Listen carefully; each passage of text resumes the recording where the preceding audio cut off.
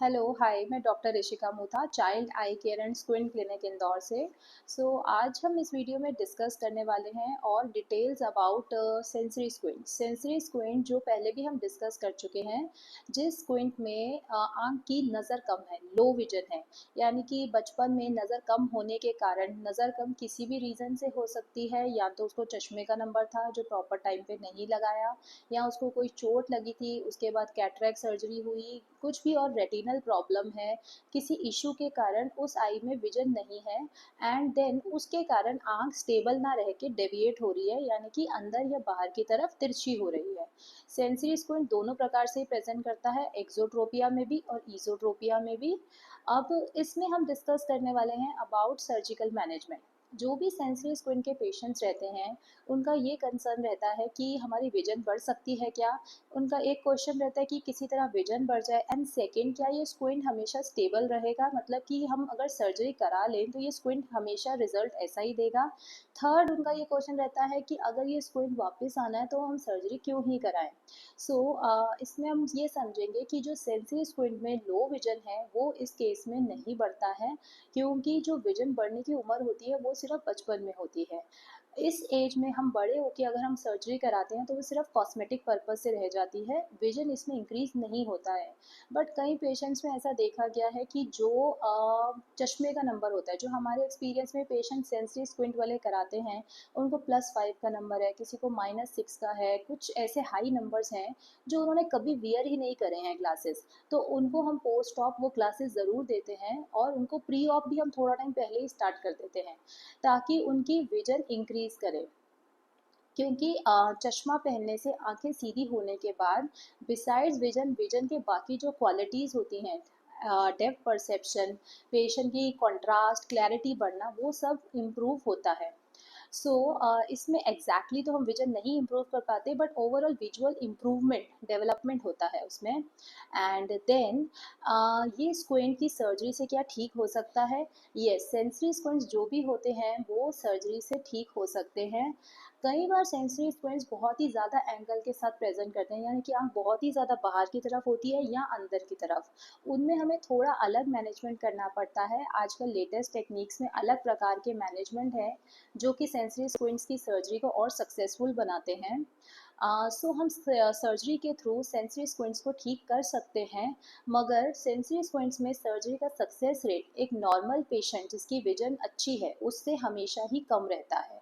क्योंकि अगर विजन अच्छी नहीं है तो फिर सर्जरी का रिजल्ट हमेशा कम रहेगा, एंड वापस स्क्विंट आने का रिस्क हमेशा रहता है।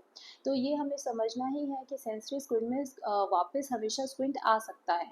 तो पेशेंट्स इस डर से और ये सोच के कि सर्जरी नहीं करवाते हैं, या जो भी पेशेंट हमसे क्वेश्चन पूछते हैं कि ये स्क्विंट वापस आ जाएगा तो हम सर्जरी क्यों कराएं, चाहे स्क्विंट वापस भी आए, बट स्टिल अगर इसका इलाज उपलब्ध है और ये सेफ सर्जरीज में आता है, इसमें कोई मेजर ब्लड लॉस नहीं है, आपका कोई हॉस्पिटल स्टे बहुत लंबा नहीं है, या आपको कोई टांके कटवाने नहीं आना है, कुछ भी ऐसी मेजर चीज़ नहीं है, तो हम एक सेफ सर्जरी की तरह इसको एक कॉस्मेटिक ऑप्शन समझ के हमें इसके लिए आगे बढ़ना चाहिए।